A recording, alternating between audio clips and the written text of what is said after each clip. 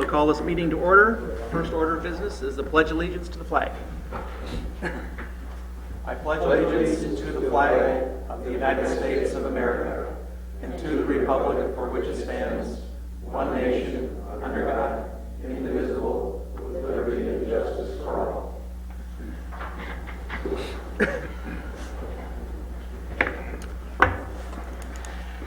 Well, this is it's 7 o'clock. This is the regular meeting of the Breezy Point City Council. The next order of business is the consent calendar. You have before you the council minutes from September 8th, 2015. Approval of claims totaling $95,944.22. Check numbers, electronic check numbers 1357E through 1359E, and regular checks 132236 through 132282. Is there anything that anybody would like pulled off the consent calendar and spoke of directly? Otherwise, I'll entertain a motion for approval of the consent calendar. I'll make a motion. I'll second. Any discussion? Those in favor? Aye. Those opposed? Consent calendar is approved. Next order of business is the presentation from the Crow Wing County engineer, Tim Bray, and you have, in fact, thank you, Tim, for the new, for the 5-year plan. Appreciate that. Sure, would you like me to stand Yes, right here? the floor is yours. Really good. And we can, you can kind of explain to us what's going on with the 5-year plan, and then we can take some questions. Sure, thank you for having me again. This is one of the meetings that go around to all the townships and cities. I've been doing a pretty good job with that over the last 3 years. And it's done a lot to advance our dialogue. I think it resulted here in some partnering last year with some things, and we want to continue on that. I'm just here to take questions after I talk about the 5-year plan real quick. I did hand that out. I apologize I didn't bring the new Crow Wing County map. It's fresh off the presses, and next time, actually on my way home one day, I'll drop a few off for you. But I gave you a copy of the 5-year plan. It's this guy. I apologize I don't have one for everyone, but you can go to our website and view all these things I'll talk about. So the 5-year plan is our planning document that we do every single year to tell you and other residents of Crow Wing County how we're going to spend the road and bridge levy and other monies that come to us through state gas tax and other revenue sources. And this year, if I can draw your attention to page 9 of this one, and I apologize it's so small. I heard somebody commenting about that. My eyes are getting bad too. So if I take off my glasses and go like this to answer one of your questions, I'm a victim of my own saving money, trying to get it all in one book. I also gave the executive summary, which is really 4 maps. It's the larger one. The exact map I'm pointing you to on page 9 is in that executive summary. It's a little bit bigger.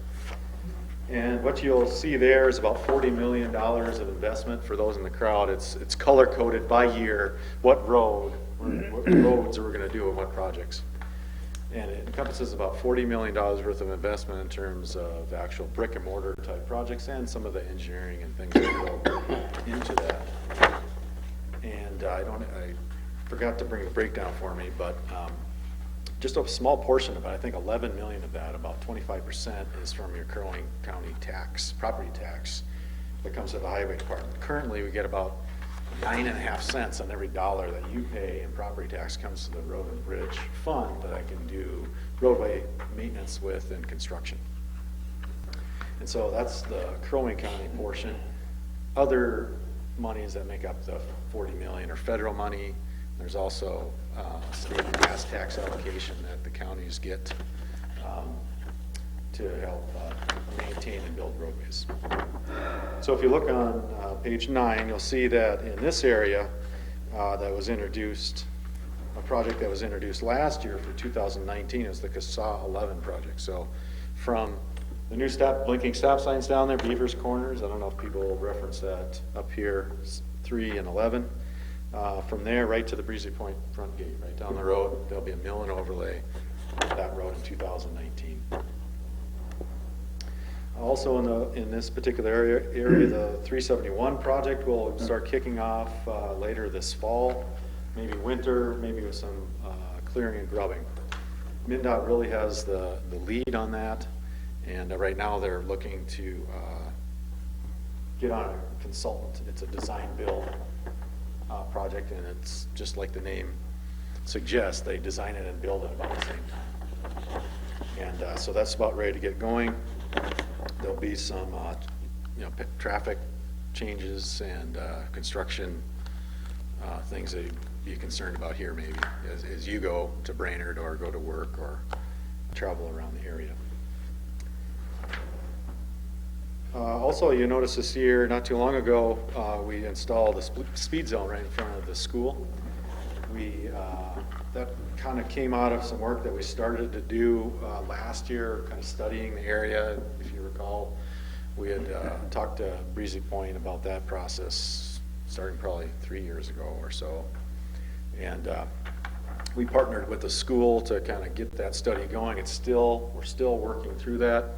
But one of the major things that we discovered there that we could do in the short term is reduce confusion. What we heard from the residents who filled out the survey, the parents and other folks, is that they were kind of confused about that 40-mile-an-hour commercial zone that was blinking all the time. Do I go 40? Don't I go 40? Is it a school zone? Isn't it a school zone? Police chief can confirm that it was, and he helped confirm that it was adding confusion. And so we looked at the statutes and found out that we have the authority as Crow Wing County to set a school speed zone. We don't need MnDOT, actually. We don't need to go through the rigors of doing a speed zone like we went through out here and up here. Actually, it was a lot easier. We could control our own destiny. And so we did. It's about $10,000 worth of equipment out there, and we partner with the school district to pay for the power. And we thought it would be a little bit odd to work with the city of Breezy Point and the city of Pequot Lakes, since one sign is in each city. And again, the school district was a willing partner, so we just went with that. Any questions about that? Any questions about the 5-year plan? There's a lot of stuff in there. There's the map, of course. There's maps by individual year with a little bit more detailed information. There's the status of our pavements and how we select projects and bridges and things like that. If it is too small for you, I encourage you to visit our website. I think my card is on the front page there. Any questions about the 5-year plan? I do. Yes. The Highway 11, Yes. the Bushman Corner, Yes. I've been asking about a turn lane or something there. I'm sure I'm going to be rear-ended at one point, or probably 9 out of 10 people pass on the shoulder. Mm-hmm.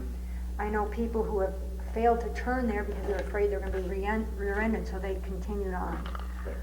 Is that going to be installed, or we have to wait 4 or 5 more years? For Right now, we've been talking about this for a while. Actually, this isn't new. That's a bad corner. Yeah, and it is in the scoping. As a matter of fact, Otto was reaching out this week and doing his homework prepping for this meeting and saying, hey, you might get this question, and I double checked with my project manager, and that those turn lanes both at 30, not bypass lanes. at this Bypass point, lane, Whatever, yes. yeah, whatever. At 39 and a Bushman are scoped into the project. We're looking at a couple others that maybe we're looking at if they're warranted or not.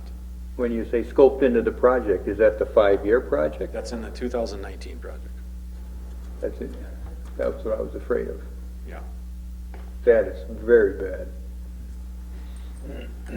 Yeah. I've had semis pass on that side, on the shoulder. Yeah, That's we got no scary when place to they're go. bearing down on you. I'm like, geez, I want to make the turn, and then they whip over. No place to go when you jump off that road and you're right on the Bushman. And they're turning almost backwards. It's more than a 90. I sympathize with you. I travel that quite often, Yeah. last Friday night to be exact. Coming out of here, out of 11, coming down on 11, whatever it was early, 6:30, 6:45, going over to the A-Pine for dinner. And some guy come right behind me, and pickup truck, Yeah. right on my, you know what. And I wanted to move into the southbound lane, but you can't see coming around that corner. Just to get the guy off my, he wanted to go by so bad I could taste it. Yeah. Bad corner. Thank you. The, I noticed on the school stop signs, we have or the school flashers, we have your speed is. Yes. Is that the type of sensor that will collect the information as to the actual speed that people are doing and record it for? I don't know the answer to that question. If we had actually opted to go to a higher end system to collect that data or not, I can find out.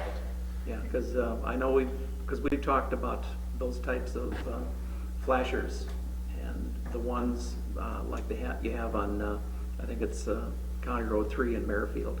They collect a lot of information. That one collects data. Yeah, and collects that data, and I was wondering if we had the opportunity to collect data on these as well. I don't know the answer to that. Some are smart and some are not so smart, so I'll take a look at that. Can I try to comment on that one too? Sure. It was probably when it was early set up. I went by and said I was doing 11, which I doubt I was doing. Yeah, early on, as a matter of fact, the first day of school, I had to literally flick them on, and there was a part that was missing that automatically turned on the flashers. The speed was working automatically by the time of the day, but the flashers weren't. It was early on, since I kind of paid attention. Yeah. Has it been working? Any feedback since, Chief? I believe it is, but the way radar works, it will oftentimes pick up a larger vehicle. So it's possible that a larger vehicle is in the scope of that radar and it's picking up that vehicle instead of yours. I was going 11. Okay. And also, because it's a Doppler principle, and if you have a car going eastbound and you're going westbound, Oh, maybe that was it. it'll pick up the, You just right where it's catching you it. just get an interference pattern, and it'll show up some. You're not going to tell us all the secrets about radar? I don't know. We're going to get an inside story there. I do have another question. When we come to doing the 371 bypass. Yes. Where the bypass is going to be interfacing with 11. Yes. What is that going to be looking like? I've heard multiple stories as to we're going to have a traffic circle there. It's going to be a diamond intersection. It's going to be 2 traffic circles. What? It actually has been determined, quite a while now ago. It's going to be an interchange. It's going to be a diamond interchange. Diamond interchange. Okay. What does that Absolutely. mean? I'm trying to think of, well, you're on the interstate where you have to take an off ramp, go up. In this case, you'll be going from 371 to 11. You'll be going up the hill, and you take a right. I thought 'Cause 371 was going over. 371 is going on. 11 is going over? Yes, because the topography is kind of, you're coming off the hill from the fire tower, and you're kind of coming into town, so it lends itself well to 11 staying elevated, and then 371 going under. Now, this is one of the beauties of design build. There is a little bit of flexibility with the designer, and we just know it's going to be a diamond interchange. Okay. I have not heard that the firms that are vying for this contract are proposing anything other than 11 over. But it is something that could possibly happen. What's going to Do you have an insight? Well, there was another part of the question, I think maybe, Tim, at the tops of those ramps. Okay. Thank you. I didn't think about that. It's a diamond interchange, but at the ramp heads where you do come up the hill, and it's just, that's going to be a roundabout on either side. Oh, So east and west. everything, Tom. Good, they're fun. Are they good? I just keep going around. Yeah, sorry, I didn't catch it. Thank you. So 11 is going to have basically an elevated roundabout? Yes, on either end. And then there'll be the bridge in between. Pretty That's sophisticated. interesting. I'm looking for a whiteboard, I'm a whiteboard guy. Okay, what's the plan for the traffic on 11 during that construction? That's another thing that, the Design build is the gonna take it off. designers the staging of it, you can imagine that there's a lot of different ways to skin a cat on a big project like this. You build the interchange first, you build the interchange last, you build the bridge, you build the south part of the project first. And these engineering teams and construction firm teams that's one of the ways they can save money, the different ways of staging a project.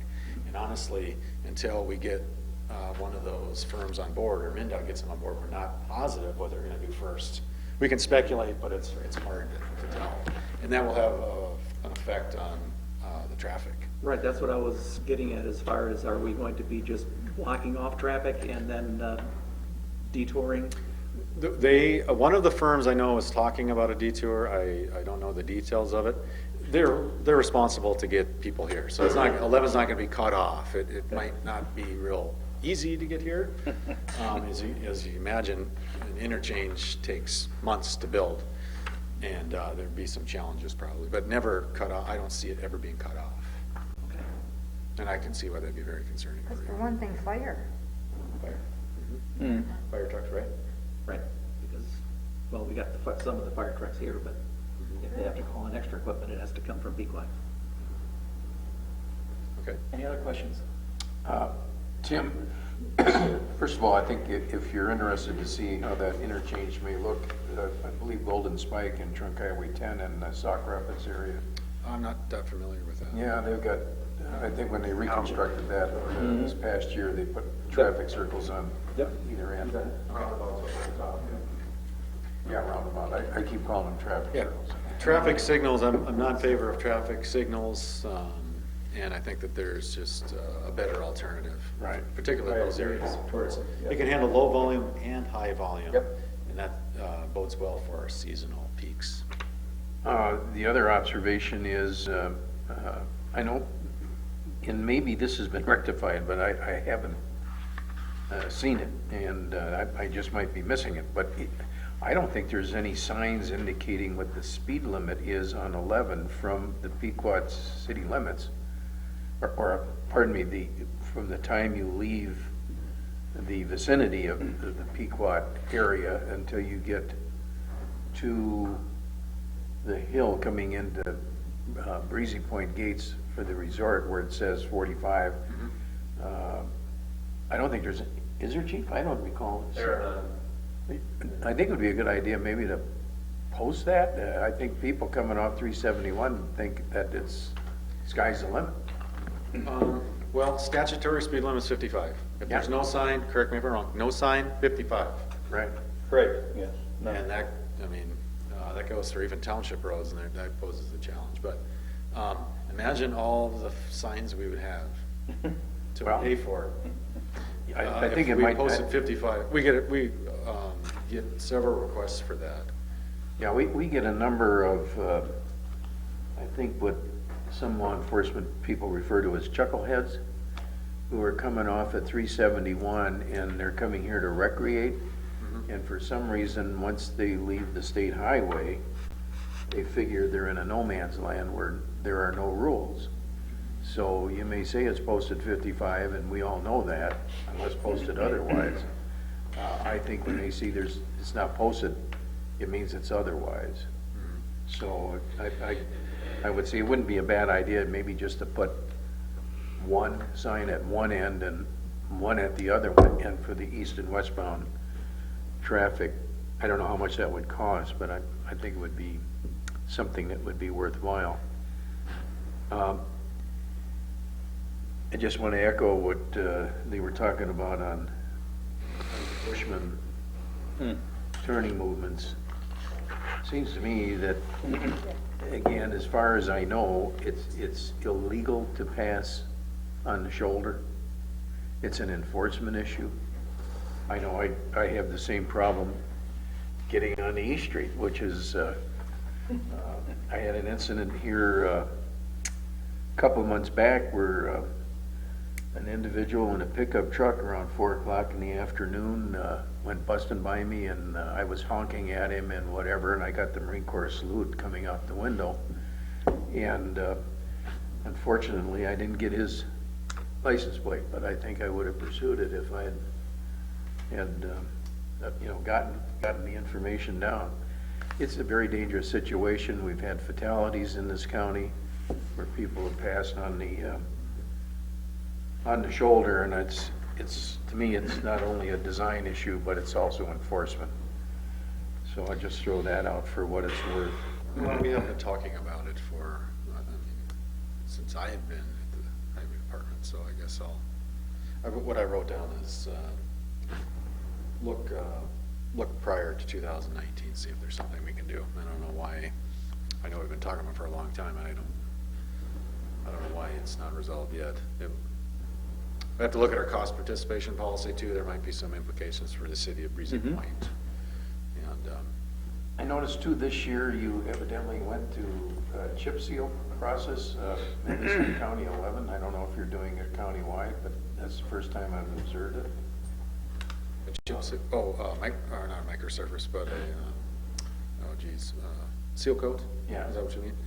Right, we've done that for 3 or 4 years now, and didn't we partner with you on some of that here? Or was that a different city? 2 years ago. 2 years ago. Yeah. But what I'm talking about is when they go and they do the route and seal on the cracks. Oh, that's actually called Durapatching, Okay, and that was on 11. That was from the blinking stop signs this way. right. Yes, All right. that's called Durapatching. It's very similar, but it's spot treatments rather than the whole. Right. Is that the first time you've tried that on the? No. You've been doing that for a while? We've been doing that for a while. We're trying to maximize that. That's one of the best tools that we have. Some people like it, some people don't like it. But it really does seal up some of those cracks and those surface deficiencies a lot better. It does provide for, I would say, a reduced PQI on that segment of road, though. Your pavement quality, your ride, as far as smooth ride is concerned, seems to Well, probably suffer because of that. it can. Sometimes, I think it's better now than it was initially. It actually, the traffic will knead it down farther, and it'll become, in the beginning, it is kind of humped up, and you can imagine, we can't go out there and roll that whole thing, and it still wouldn't work, because the action of the car tires really needs to get it down there. If you go out there now, I bet you it's a lot more pronounced than it was. We've gotten a lot of calls about that after the first weeks, and but it is one of the best tools that we have. Is there anything on the radar screen at all regarding Bushman potentially becoming a county road? Not on my radar screen. Well, we've talked about this for years too, and I'll say that what I've said before is if it comes up to speed, if it comes up to standards, we'd maybe consider it, but it's a long ways from that. As a matter of fact, in our CASA 11 study that we did a few years ago, we specifically wanted to address that, so I'd have to go back to that and say what the cost estimate was, because I remember asking to help answer questions like this is, okay, it's $5 million. As soon as there's some $5 million, this is up to speed, consider it. Yeah, I think 5 million is grossly understated. Very well could be. Ottawa paid for it. Well, that's personal. Well, I can understand. I anticipate that Yeah, question. it's a problem for the city because it doesn't meet our standards, let alone county standards. And the city talked about, the road committee talked about Bushman. Mhm. And there's got to be some way, I would think, where the county would assist us in maybe pursuing funds from sources that might lessen the cost to the city for bringing that. We can partner on some grant stuff. We can pursue that. I can't speak for the county board and whether, in terms of fiscally, what our commitment would be, but We can be the fiscal agent for any money that comes in, if it's federal or state. And that would be, that's a requirement, if it's state money or federal money, that the county or another is a sponsor of it. Yeah, I think that would be a good idea to pursue that, because it's, the magnitude of that project is going to be extraordinary for a small town like this to undertake. I am very concerned when you start talking about detouring for the County 11 project. If Bushman is, to me, it's the obvious consideration to bring traffic into and out of Pequot. If there's a, it's going to be a mess. That's a nightmare. Yeah. I don't know what your alternative would be. To bring it down to 8. Well, 11, I mean, there's some alternatives that south of Pequot Lakes, I believe, that I've been looking at, so. Yeah, That would be the closest. 18. Oh, Bushman. Bushman. Yeah. Oh, I don't even want to think about that. But they could go back on Ranchette to get on 11. Any other questions? No. Just go. I'll just comment, I really appreciate what the school and you guys worked out there in front there. I think that worked out Thank you. very well. Right, it was a lot of good partnership. Chief helped us out with that and is providing some feedback for us. And you have to give me tickets yet? Oh, yeah. Oh, no.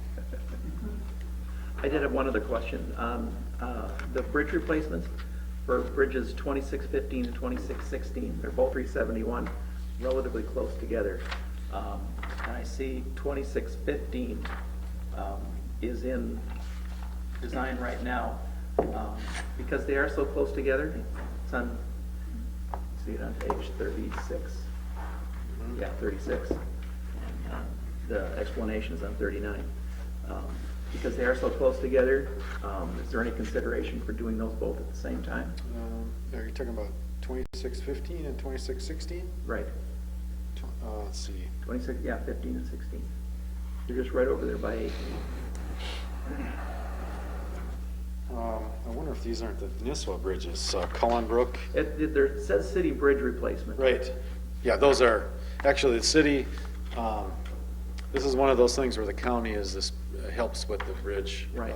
fund. So we're the pass-through, but the city hires the engineering firms to do it. I know that the Cullen Brook Bridge was done this year. It was done from downtown Nisswa. They did replace the bridge and laid it out towards the. Oh, so that wasn't a bridge replacement? That was a bridge replacement. That was a quite old bridge. And then there's another one down that's actually not on 370. It was probably old 371, which is over by, where you used to be able to go across the highway there. Another really old bridge by Thurlow property back down there. That's another one. Those are city bridges. Okay. So they wouldn't be impacting 371 traffic? No. So you'd have to divert that? Okay. No, those aren't on 371. Okay. Any other questions? I don't want to take too much of your time. Just what's happening at the highway department, it's budget time. If you read the paper or paying attention to what's going on at the county board is certified as zero levy again this year. And what that means for the highway department is our portion to get to that zero, because it's net zero. So there's some departments that are up and some that are down. I was one that was down again, 5.5%. That's $180,000 I had to cut out of my budget, or the highway department budget. And we're still don't have enough funding.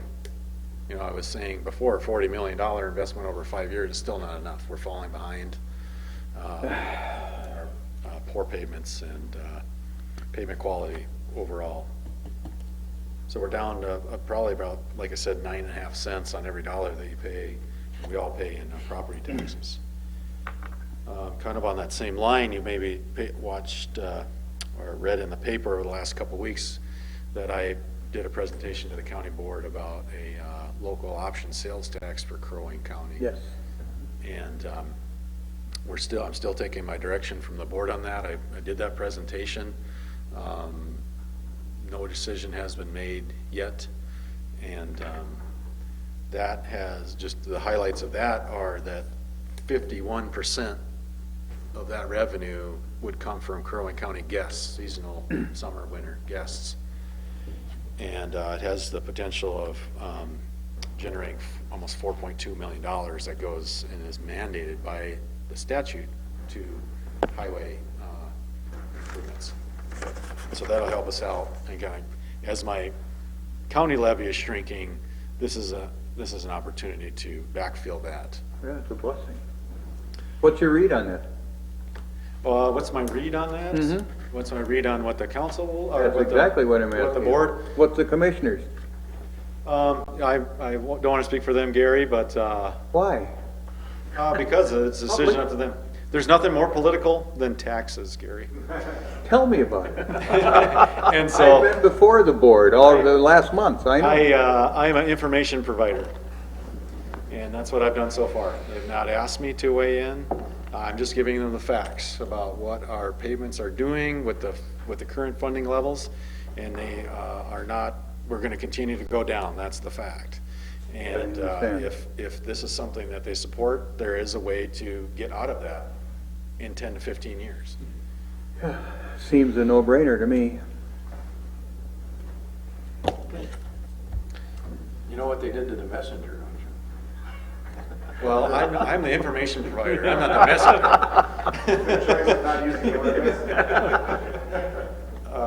And then the last thing, gearing up for snow plowing. This year, we're gonna have GPS on our vehicles. We're gonna have it tied to our sanders so we can be more efficient with the sand and the chemicals that we put on. The EPA and the MPCA are really starting to look at chlorides, how much salt we put down, and what that's doing to our environment and our lakes. And so we're kind of ahead of the 8 ball and be able to track that and quantify it and say, hey, this is how much we put down. And it also helped us with some other ways of being efficient too. Last thing is, any feedback that you'd like me to bring back to the office tomorrow and say, hey, we have to do this, or any feedback at all, I handed out a card with 44 or 49 cents of your taxpayer dollar on there to provide the highway department feedback on anything that you've seen or will see. You can keep it, you can send it in after this meeting, you can put it on the dash of your car, and after snow plowing gets going and it might be something to talk about, feel free to scribble that in there, scribble anything in the margins, and then mail it in. We really take a look at these to try to get better for you. Thank you. Okay, thank you. Next order of business is open forum. Anybody wishing to come to the council and any topic, now is your time. Takers on open forum. Forum is closed. Mayor and city council reports. I don't really have anything really new to talk about, although one thing I did notice, if you looked in your packet, you have a copy of the inspector's listings, and if you look through there, you'll find that single-family dwellings in 2015 are up. We've got about around 10 of them, something like that, which is a really good indication that things are improving from the standpoint of we're getting more building going on here in Breezy Point, which is a big plus. Council members, Councilmember Bakken. Back to your, Mr. Mayor, on the discussion on Danrich there. I had the neighbor across the street from me. I helped her do some furniture moving today, and she has a problem constructing that house, or read the roof, if you're aware of that. But she asked me about the building inspector and was extremely complimentary about his professionalism and the recommendation that he got from the builders in the community. I just thought that was interesting and wanted to share with him. The other... That's a comment I've heard also. Yes, yeah, he's doing a great job. The other thing is, of course, your direction to Councilor Maroney and myself, and the flag and sign ordinance. We met with the stakeholders. We had a very, very, very cordial and a very successful meeting. Most everybody was on the same page, so the work that was done prior to that was of some good. It's been nuanced, if you will. I am very supportive of it. I think it's an excellent improvement. Everybody was happy. And the last comment, Councilman Maroney did an excellent job in leading that, at least getting it started. Thank you. Councilman Williams? Yeah, I have a few things I'd like to bring up, and one is in zoning enforcement. I had an inquiry about the pavement at the old Nazis, all that blacktop and stuff. Will that be removed? And then Me too. with some road work down in Brainerd, I've changed my route to work. I go in and out now through Pequot. And I just, behind my bank, all those disastrous, dilapidated trailer houses, are we on top of that? What is it? Oh, the guy that's refurbishing? I think, well, I don't really know the real answer, but I do know that there's been a change in property owners and he's trying to evict him. And so I'm not really sure how that's all going and what's Is all happening. that junk permitted? Not really. It just happened. Why did we sit on it? I mean, You know, I don't know. It was here, it's been here for quite some time and I really don't know a whole lot about it. can someone dig into that? We will dig into it, but I do want to reiterate that there's been a change in property owners and he's trying to get him out of there. Okay, so we'll stay on top of it as well. Yep. And then, in the course of the parks fishing pier, I know we had anticipated at some point some parking, and PLCC, a member, has asked me if we're looking at doing some parking there. So, and I thought maybe it could be did with the road work. And then another question about possibly, I don't know if we'd have to work with the DNR or what, to get paving down the boat launch, right out here, to stop some erosion and clear that area up a little. Maybe we could throw that in. I was anticipating, since gas is down, that hopefully blacktop would be. It really needs it. Yeah. It has for a long time. So I'd like those things to be looked at and considered. I don't know if this road committee has to talk about those things. I did not know. And then a final thing, my husband started hanging around a little bit with John Monier. And John made some remarks about how bad that his family perceived him smelling when he came home from work. And I remember when I worked for General Motors, when my clothing hit the hot water in the wash, the reek of cutting oil and all those fluids and coolant was just horrendous.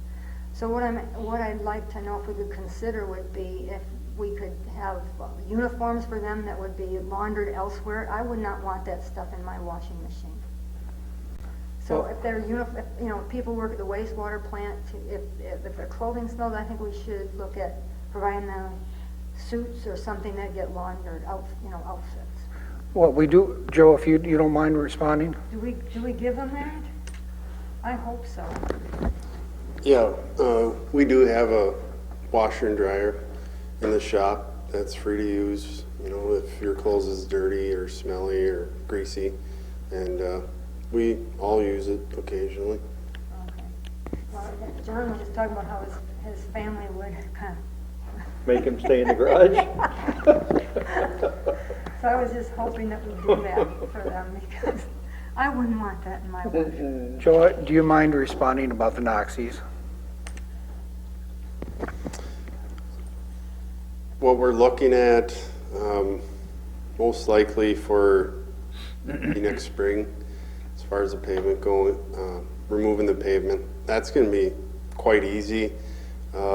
Removing the concrete could be a different story, depending what we find there. For one, the concrete, just breaking it up, especially loading it into our trucks, could, be very hard on them if the chunks are very large. So that'll be something as we get digging. We'll see how big of chunks come out, rebar, That may be something that requires, somebody else helping us do it, but the pavement, that'll be no problem. And the way I see it, if we just leave the pavement right now, weeds aren't gonna overtake it, erosion. And I think also the next park meeting, maybe we discuss or talk about options. I think that'd be prudent to kind of have a plan before we rip the pavement out, because that would, if we pull that pavement off, it'd just be bare dirt underneath there. It's pretty flat, so erosion would be minor, but it would be more than leaving it in its current state. And then there's still a persistent rumor that there are gas tanks under there, that at some point back in the history, 60s era perhaps, that there was a gas station there, a gas station or tanks. I don't know about that. I guess if they're in the area we're working, we would find them. We'll find them. Well, is that, I mean, if there are gas tanks there, to find out, are we responsible to remove them for pollution? We would be responsible to remove them, but we talked to the former owner, and he assured us that they have been removed. So if that was a gas station. Yep. Anything else? That would be it, thank you. Sure. I want to thank staff and members of the council who were involved in that banner and temporary sign meeting that they had. A couple of observations.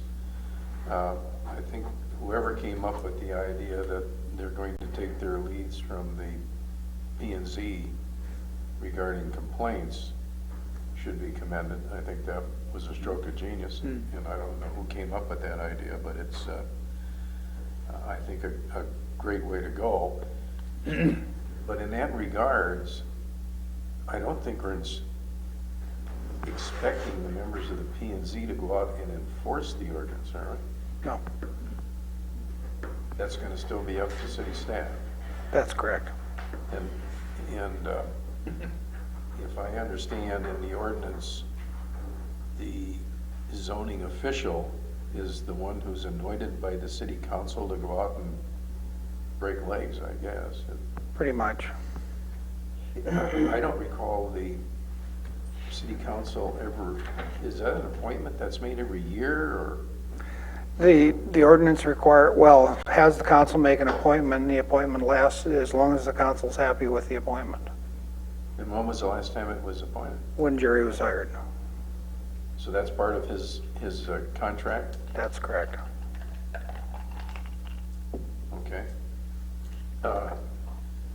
Also, now this goes back to the P&Z in their October meeting, will they be looking at it? Tuesday, yes. Okay, Yep, a week from tomorrow. that's correct. Okay. That's all, okay. So to build on that, Otto, if I can just keep building onto that. So it's going to go to P&Z this October. We've called for a public hearing at P&Z in November, and then potentially brought to us in December. Correct. So perfect. Meets the timeline that Tom had asked for. Commendable on staff for the disc golf course.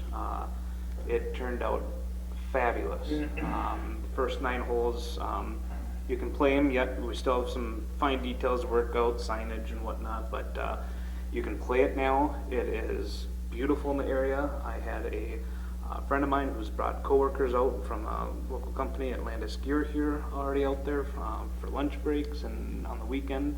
So it's already getting a lot of word spread around town. So he made a few comments, when the signage and yardage are coming. I said, it's a soft opening right now, but exciting. Very exciting to hear the interest built into it. It's not a casual walk in the park, Yeah, though. it's not a casual walk in the park. I've heard also good comments on it. Okay, commission reports. Planning Commission, we have the zoning chart. Remember last month we had some problems with it, and it has been revised. So the changes are as shown there. been updated in two areas. The outside storage designation for the estate lot zoning has been changed to allowed. The designation for animal husbandry in this district was changed to conditional per the narrative portion. There's the memo there that describes everything that was presented to P and Z. And you also have the ordinance and the chart. I will consider a motion to approve ordinance 1501. So moved. Second? I'll second. Discussion. We'll start with you, Commissioner Bakken. None. Commissioner Schmidt. Commissioner Williams. That's new. I my had age. I had a question on, we removed on-site septic systems from anywhere, is that correct, or they don't need, or what's? They need a permit, but it's not a zoning issue, it's a septic, Okay, it's a septic. yeah. I was just curious what we're gonna be doing.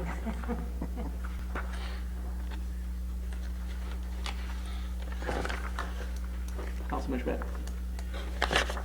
I noticed, Joe, in the write-up, the P and Z is aware of the council's desire to get rid of the chart and. Yep. Okay. Yeah, we talked about it at the last meeting, and they're fine with that. I think they'd like to see that change. The chart's quick and easy, I'm not sure they're gonna wanna just give it up, but they do understand narrative's better. Okay. Do we have any time schedule as to when we can expect that? Well, actually, I presented way back when we started all this, the R1 district for them just to look at to see how it would look. It won't take very long to start that process and get it rolling. I guess maybe a question for the councils, do you want to do it chapter at a time? Do you want 3 or 4 done at once, or is there a preference, or just when we get them done, or how, any quirky way you'd like to see it done? Well, quirky? Well, I just threw that out, I'm sorry. I for one would like to see it all come at once, I Okay, guess. yeah, that's fine. I don't have anything else. Okay. All those in favor? Aye. Opposed?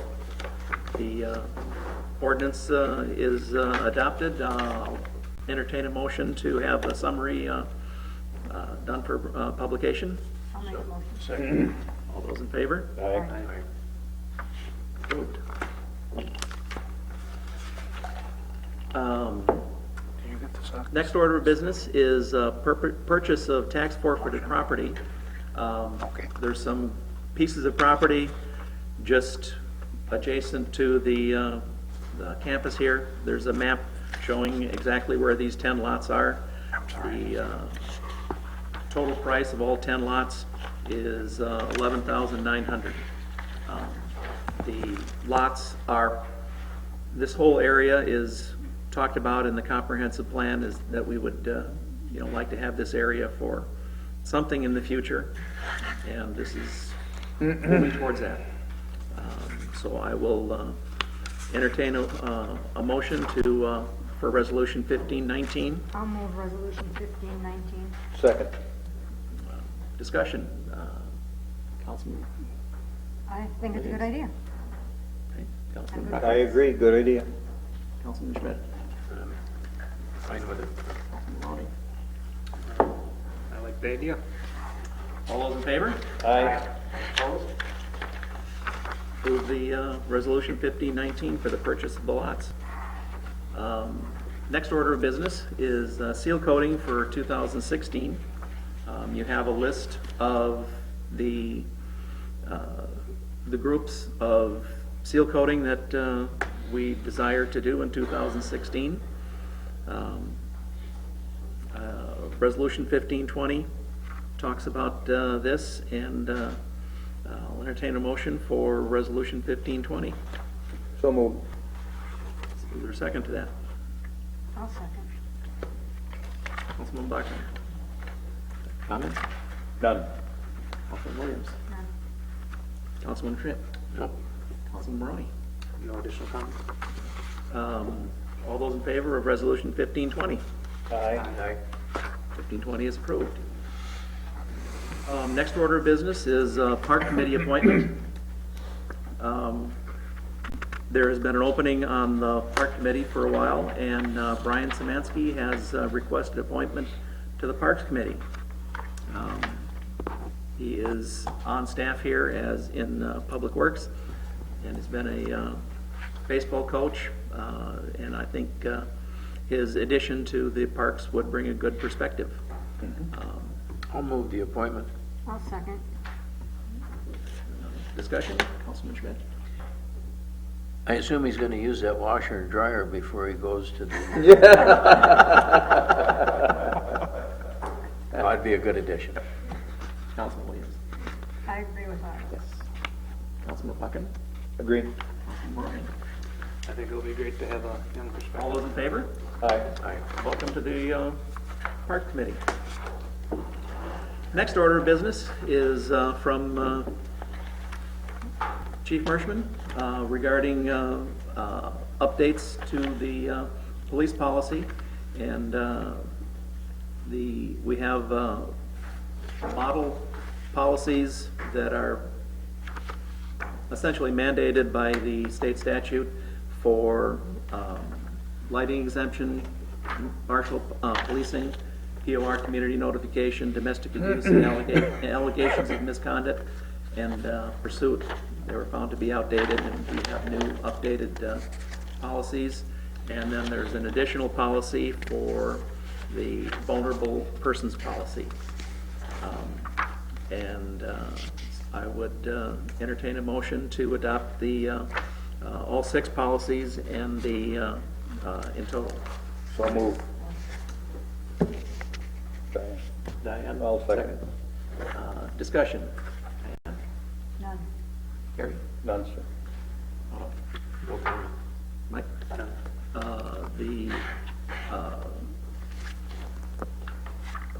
The motion to adopt, all those in favor say aye. Aye. Those opposed? The policies are adopted. And that completes the items on the agenda. The meeting is adjourned.